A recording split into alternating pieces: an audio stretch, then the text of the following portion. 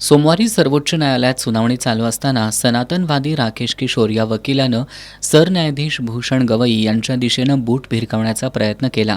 या घटनेचा सर्व स्तरातून निषेध व्यक्त होतोय। कोल्हापुरातील राजकीय सामाजिक क्षेत्रातील मान्यवरांनी गवई यांच्यावरील हल्ल्याचा निषेध करताना हा माथेफिरूपणा लोकशाहीवरच आघात करणारा आहे अशा शब्दात संताप व्यक्त केलाय। माजी नगरसेविका भारती पोवार यांनी डॉक्टर बाबासाहेब आंबेडकरांनी अस्पृश्यता नष्ट करण्यासाठी जो लढा दिला तो आता नव्यानं उभारावा लागेल असं मत व्यक्त केलंय। तर काँग्रेसच्या अनुसूचित जाती सेलचे शहराध्यक्ष दुर्वास कदम यांनीही या घटनेचा तीव्र शब्दांमध्ये निषेध केलाय। दलित समाजातील एक माणूस जेव्हा सरन्यायाधीश होतो, एका उच्च पदावरती जातो, त्या पदावर असणाऱ्या उच्च माणसाचा राग, सनातन धर्माचा जे जे अभिमान बाळगतात त्यांच्या डोक्यामध्ये त्यांचा किती किडा वळवळतोय हे निदर्शनास आलं। आणि म्हणून त्यांनी त्याच्या पायातला बूट सरन्यायाधीशांना दाखवण्याची हिंमत दाखवली।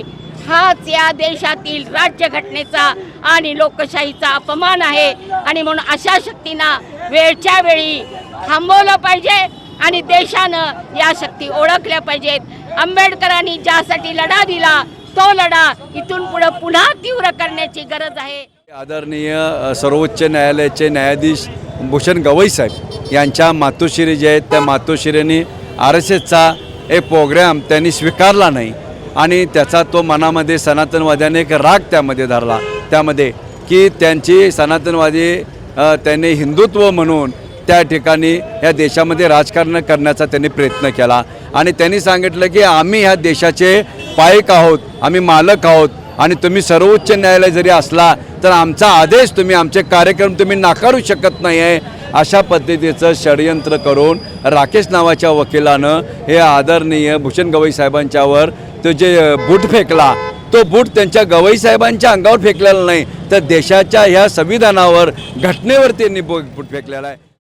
मार्क्सवादी कम्युनिस्ट पक्षाचे राज्य सचिव मंडळाचे सदस्य उदय नारकर यांनी हा हल्ला केवळ सरन्यायाधीश गवई यांच्यावर नसून देशाच्या संविधानावर आहे। गवई यांच्या आईंनी RSSच्या कार्यक्रमात जायला नकार दिल्यानंच हा हल्ला झाल्याचा आरोप नारकर यांनी केलाय। राष्ट्रवादी काँग्रेस शरदचंद्र पवार पक्षाचे शहराध्यक्ष RK पोवार यांनी हा हल्ला जातीयवादी पुरस्कृत असल्याचा आरोप केलाय। आपल्या मुख्य न्यायाधीशांच्या मातोश्रींनी RSSच्या कार्यक्रमामध्ये जाण्यास नकार दिला, त्याचा या सगळ्या मस्तवाल लोकांना राग आलेला आहे। आणि त्या रागापोटी आम्ही सनातन संस्थेच्या वतीनं हे संविधान ठेवणार नाही अशा पद्धतीचा इशारा त्यांनी दिलेला आहे।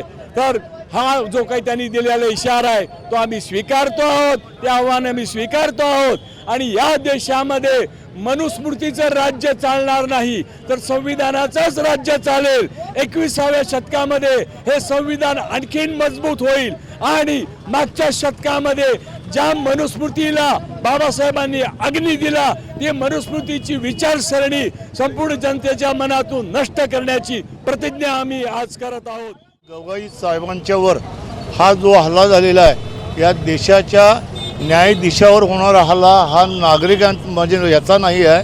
हा हल्ला झालेला आहे तो फक्त जातीवर निर्माण होणारे जी माणसं आहेत त्यांनी तो हल्ला केला आहे। त्यांच्या मातोश्रीने त्यांचं निवेदन स्वीकारलं नाही आणि म्हणून त्यांनी जाहीररित्या सांगितलं होतं की मी तुमच्या या कार्यक्रमाला उपस्थित राहणार नाही।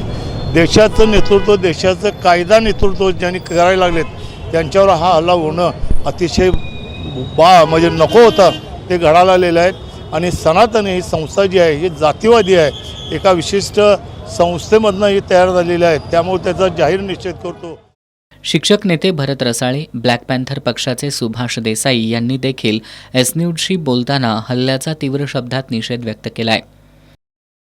प्रतिगामी शक्तीनं त्यांना वेढलेला आहे आणि राकेश किशोर नावाला ॲडव्होकेट असलेल्या माणसानं त्यांच्यावर चप्पल फेक करून संपूर्ण देशामध्ये अतिशय भूषण गवईंच्याबद्दल जो आदर होता त्याच्या विरोधात काम केलेलं आहे। प्रतिगामी शक्ती डोकं वर काढत आहेत हे आपण म्हणत होतो, पण प्रत्यक्षात कृती करून राकेश नावाच्या विस्मानं याच्यावर गालबोट लावलेलं आहे। आमची तर मागणी अशी आहे की त्याच्यावर गुन्हा नोंद झाला पाहिजे आणि पुरोगामी विचाराचं ज्यांनी आपल्याला सर्किट बेंच दिलं अशा या भूषण गवई साहेबांच्यावर भ्याड हल्ल्याचा आम्ही जाहीर निषेध करतो।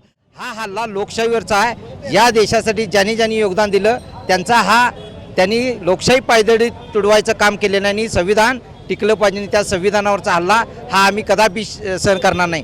त्यामुळे त्यांच्यावर राष्ट्रीय सुरक्षा कायदा गुन्हा दाखल करावा अशी मी ब्लॅक पॅन्थर पक्षाच्या वतीनं कोल्हापूरच्या वतीनं मागणी करतो.